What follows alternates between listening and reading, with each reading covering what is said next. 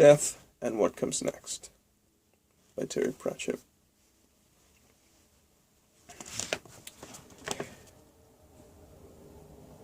When Death met the philosopher said rather excitedly, "At this point you realize I am both dead and not dead." There was a sigh from Death. "Oh dear, one of those," he thought. "Is this going to be about quantum again?" He hated dealing with philosophers. They always tried to wriggle out of it. "You see," said the philosopher, while Death, motionless, watched the sands of his life drain through the hourglass, "everything is made of tiny particles, which have the strange property of being in many places at one time. But things made of tiny particles tend to stay in one place at one time, which does not seem right according to the quantum theory. May I continue?" "Yes, but not indefinitely," said Death. "Everything is transient." He did not take his gaze away from the tumbling sand.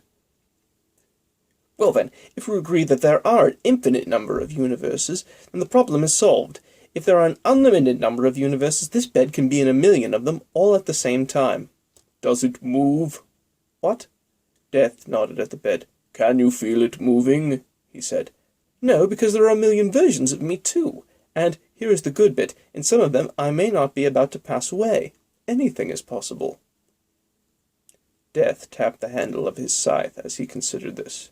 "And your point is?" "Well, I'm not exactly dying, correct? You are no longer such a certainty." There was a sigh from Death. Space, he thought. That was the trouble. It was never like this on worlds with everlastingly cloudy skies. But once humans saw all that space, their brains expanded to try to fill it up. "No answer, eh?" said the dying philosopher.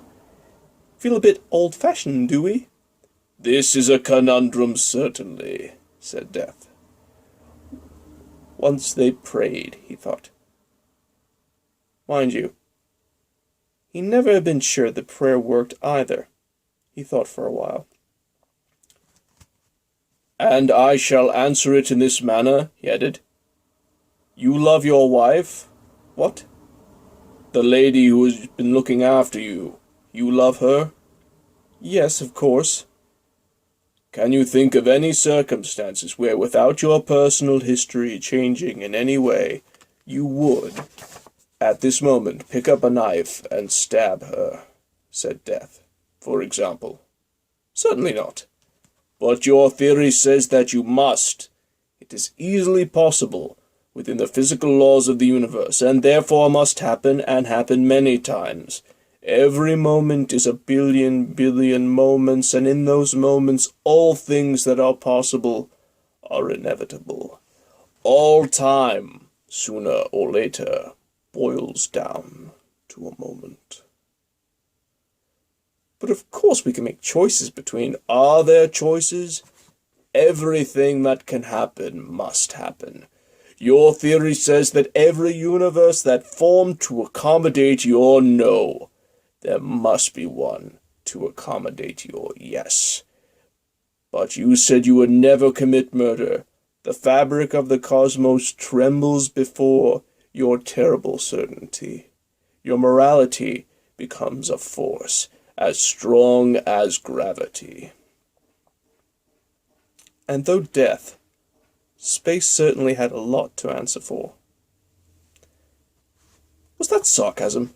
"No, actually, I am impressed and intrigued," said Death. "The concept you put before me proves the existence of two hitherto mythical places. Somewhere there is in a world where everyone made the right choice, the moral choice, the choice that maximized the happiness of their fellow creatures. Of course, that also means that somewhere else is the smoking remnant of a world where they did not." "Oh, come on, I know what you're implying, and I've never believed in any of that sort of heaven and hell nonsense." The room was growing darker. A blue gleam along the edge of the Reaper's scythe was becoming more obvious.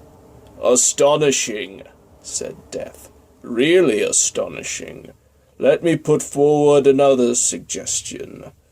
that you are nothing more than a lucky species of ape that is trying to understand the complexities of creation via a language that evolved in order to tell one another where the ripe fruit was. Fighting for breath, the philosopher managed to say, "Don't be silly." "The remark was not intended as derogatory," said Death. "Under the circumstances, you have achieved a great deal." "We certainly escaped from outmoded superstitions." "Well done," said Death. "That's the spirit I just wanted to check." He leaned forward.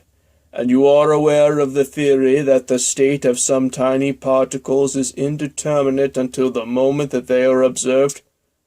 A cat in a box is often mentioned."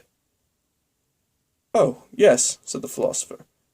"Good," said Death. He got to his feet as the last of the light died and smiled. "I see you." The end.